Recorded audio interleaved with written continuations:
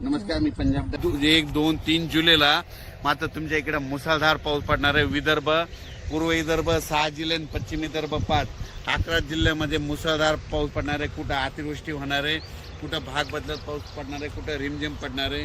पण सांगायचं झालं तर यवतमाळ जिल्ह्यामध्ये खूप जोरात पाऊस पडणार आहे.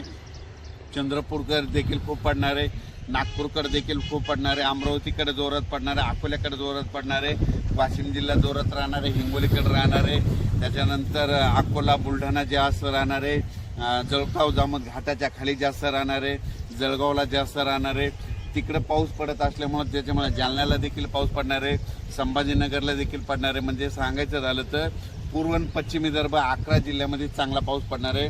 म्हणून हे विदर्भ पश्चिम विदर्भातल्या शेतकऱ्यांनी हा अंदाज लक्षात घ्या. पश्चिम महाराष्ट्रामध्ये चांगल्या प्रकारच्या बऱ्याच ठिकाणी भाग बदलत पाऊस सुरू होणार आहे. सांगलीकडं, साताऱ्याकडं, त्याच्यानंतर पंढरपूरकडे देखील, नगर जिल्ह्यात देखील बऱ्याच ठिकाणी पाऊस सुरू होणार आहे. म्हणून हे पश्चिम महाराष्ट्रातल्या शेतकऱ्यांनी अंदाज लक्षात घ्यायचा. सोलापूरकडे देखील बऱ्याच ठिकाणी पाऊस पडणार आहे.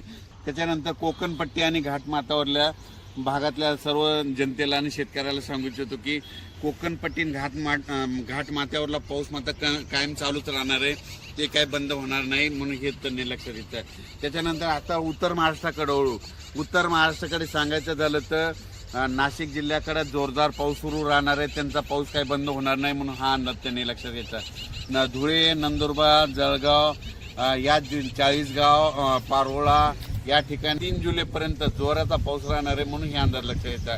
गुजरात, मध्य प्रदेश आणि राजस्थानकडे पाऊस पडत असल्यामुळं त्याचा असर आपल्या महाराष्ट्रावर उभी होणार आहे. म्हणून हे त्यांनी लक्षात घ्यायचं. पण राज्यात याच्यानंतर तुम्हाला सांगू इच्छितो की 5 जुलै, 6 जुलै आणि 7 जुलै दरम्यान परत राज्यामध्ये पाऊस भाग बदलत येणार आहे. म्हणून हे लक्षात घ्यायचं. त्याच्यानंतर 10 जुलै ते 15 मध्ये देखील राज्यात पाऊस असणार आहे. म्हणजे सांगायचं झालं तर राज्यात असा एकदम 1 महिन्याचा, 15 दिवसाचा, 20 दिवसाचा खंड पडणार नाही.